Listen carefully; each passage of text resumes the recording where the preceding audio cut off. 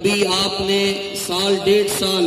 اخلاص کے ساتھ امیر محترم کے حکم پر میدان عمل میں کھڑے ہو کر محنت کی ہے تحریک لبیک یا رسول اللہ کے لیے، نظام مصطفیٰ کے نفاذ اور مقام مصطفیٰ کے تحفظ کے لیے، اور آپ کی محنت کا صلہ یہ ہے کہ آج دشمن بھی سروے کروا کر اس نتیجے پر پہنچ چکا ہے کہ پاکستان کے اندر مقبولیت کے لحاظ سے جو لیڈر ہیں ان میں علامہ حافظ سعد حسین رضوی صاحب دوسرے نمبر پر ہے۔ توجہ،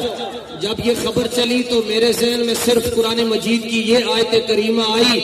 کہ جھوٹوں پر اللہ کی لعنت ہوتی ہے،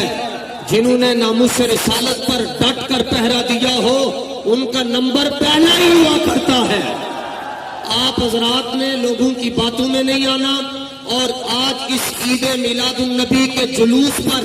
یہاں پر عہد کر کے جائیں کہ ہم نے ہر حال میں تحریک لبیک کے جھنڈے کے نیچے کھڑے رہنا ہے۔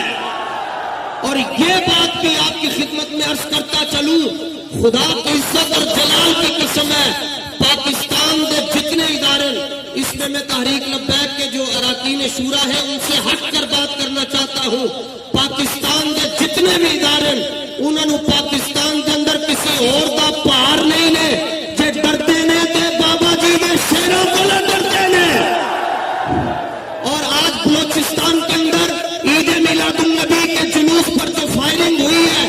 اس وقت تک انتظامیہ اور حکومت کے لوگ خاموش ہیں۔ جسٹس فائز عیسیٰ صاحب جڑا والے تے فوراً نستے نستے پہنچ گئے سو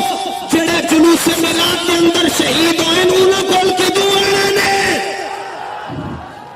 تحریک لبیک یا رسول اللہ ہی آخری امید ہے، اور انشاءاللہ رسول پاک کی ولادت باسعادت کی برکت سے ایک دن آئے گا جس طرح ہم گلیاں سجا رہے ہیں، محلے سجا رہے ہیں، مساجد کو سجایا جا رہا ہے، بابا جی کے شیروں کی قیادت